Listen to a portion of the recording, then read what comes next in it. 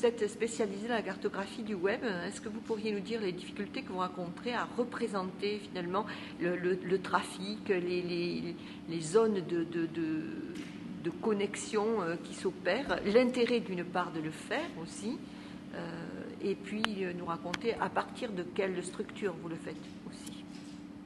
Alors, la difficulté principale, c'est que premièrement, on ne traite pas de questions d'usage, c'est-à-dire qu'on ne représente pas le trafic, mais on représente la structure du réseau. On dit qu'il y a deux sortes d'informations sur Internet. L'information qui est sur le web, celle qui circule. Par exemple, il y a un billet sur un blog à un moment donné qui va être repris par un autre blog et l'information, telle idée ou telle rumeur va circuler. Ok, ça circule sur le web. Mais il est aussi question de l'information dans le web. L'information dans le web, elle est incrustée dans la structure du web. Ça veut dire par exemple qu'à un moment donné, tel ensemble de personnes est très connecté à tel autre ensemble, puis à un moment donné, il va se connecter à un autre ensemble. Par exemple, est-ce que les fans de pigeons voyageurs sont très connectés avec les producteurs bovins ? A priori non, mais peut-être qu'au moment où il va y avoir des événements sur la grippe aviaire, où on va se poser des questions sur l'agroalimentaire, etc., ces gens vont se mettre à parler ensemble, à créer des liens. Voilà. Et là, on a une modification du territoire lui-même. Donc la difficulté, c'est de rendre compte de ça. Donc il y a des difficultés techniques, il y a beaucoup de données, elles sont très complexes, elles sont très hétérogènes. Le web est le bordel, globalement, c'est ça.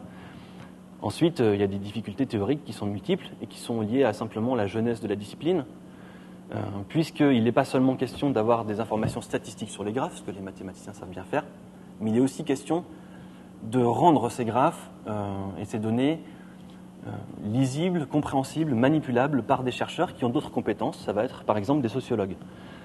Pour sortir ça de la mathématique et de l'informatique et le mener auprès des sociologues, c'est là qu'est la difficulté. Le bénéfice, c'est qu'on peut par exemple obtenir beaucoup d'informations d'un coup, très complètes et très riches, sur une controverse par exemple.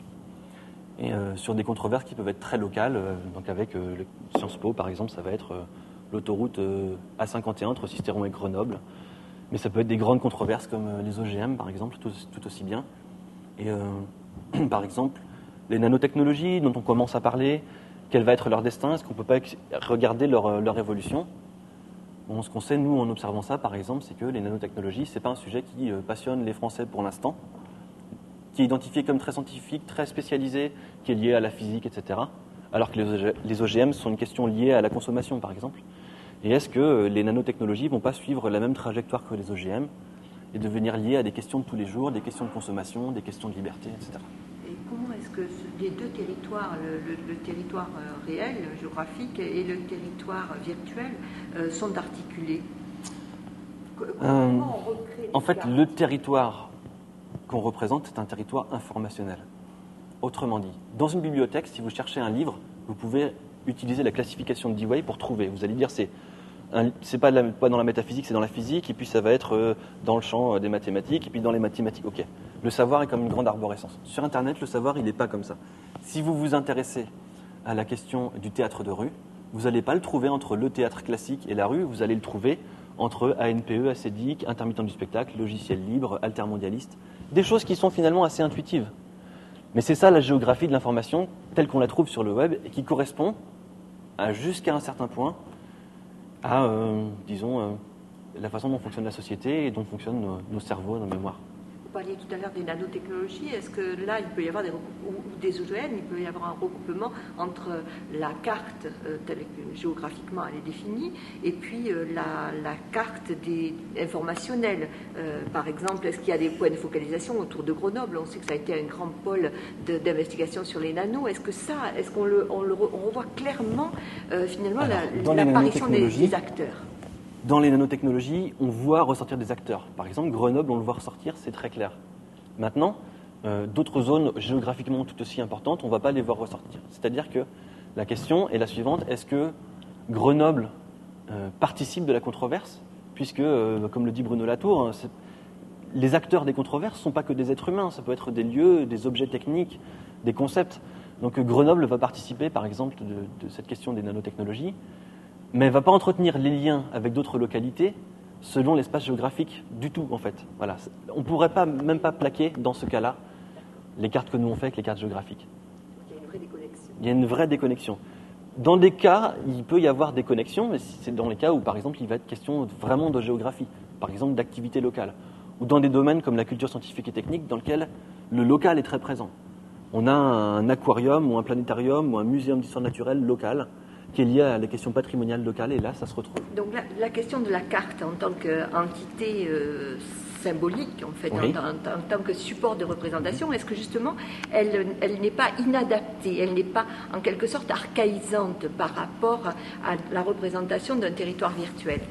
Alors pourquoi toujours parler de territoire finalement, alors que c'est plutôt de l'ordre de l'interaction, et tout ça est lié à une dynamique. Est-ce que c'est pas dans la dynamique de l'interface que se trouverait une façon de représenter de manière nouvelle ce qui se passe effectivement?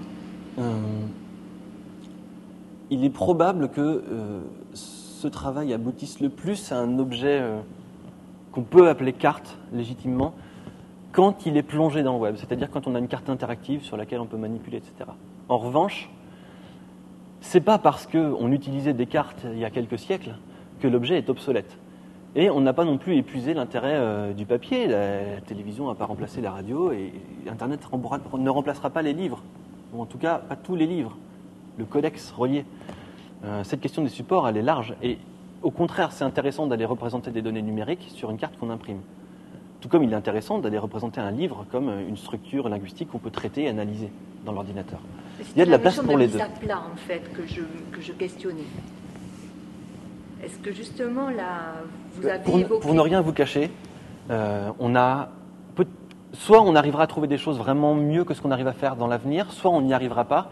Aujourd'hui, on est confronté à des difficultés qui sont aussi liées à l'acculturation. Autrement dit, si on fait un dispositif esthétiquement ambitieux, pour ne rien vous cacher, les gens ne vont pas réussir à rentrer dedans, à l'utiliser.